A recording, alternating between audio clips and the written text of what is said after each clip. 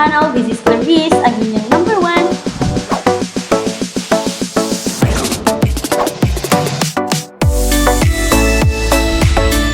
Mga kautang, isa na namang bagong loan app ang sinubukan kong utangan at hindi siya pang 7 days ha kasi pwede po up to 16 days to pay. And yes, bago to, sinubukan ko talaga dahil gusto kong i-share sa inyo yung naging experience ko sa pag-utang dito kasi na-offeran po ako ng 1,000 agad. And yes, transparent po ang loan application na to. Kita mo, bago mo i-proceed, so may time ka pa talaga na makapag-decide kung i-go-go mo dahil mga kautang, dediretso agad tayo sa loan details sa 1,000 na offer sa akin.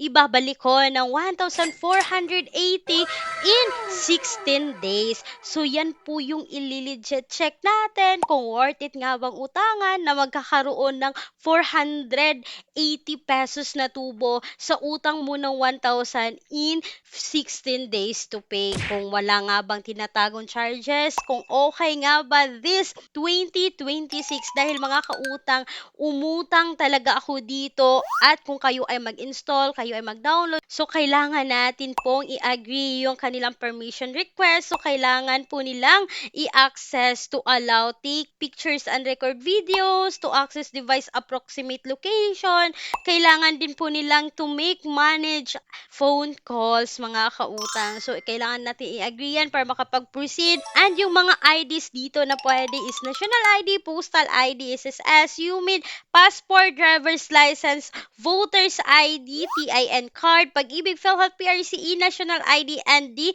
National ID. So, mga kautang, halos lahat po ng valid IDs natin dito sa Pilipinas ay tinatanggap po ng loan application na to. And yes, let's talk about Happy Pera 2 Fast Cash Loan App. Ito ay under ng Royal Yahoo Lending Investors Corporation. And yes, mga kautang, no, nakasec registered po ang loan application na to under po ng Royal Yahoo Lending Investors Corporation.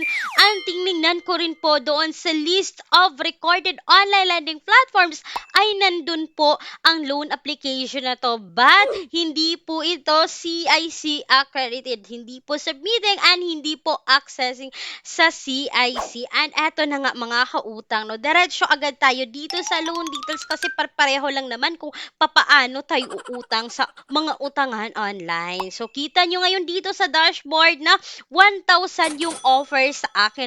Mga kautang, huwag magdali-daling i-click itong apply now kasi kailangan nyo po munang i-click itong details sa baba kasi dito nyo po makikita lahat ng details. So pagka-click ko nyan, kita nyo po yung original loan is 1,000. May pa-loan tenor pa sila na 120 days. Yung interest nila is 0.2% per day pero may service fee sila na 240 and yung terms na sinasabi is 3 terms raw. Pero pag-click ko dito mga kautang, no, sa first repayment schedule nito is babayaran ko po ngayong May 6, 2026 mga kautang, no? So ibig sabihin 16 days at wala po akong ibang nakitang terms dito kundi isa lang po itong first payment due mga kautang. So ibig sabihin 16 days lang po itong loan application na to. So kita nyo naman na sa 1,000 may deductions po ito at ibabalik mo ng 1,480 po sa loob ng 16 days. At ito mga kautang ha, nag-apply po ako dito, nag-proceed talaga ako sa pag-apply dito.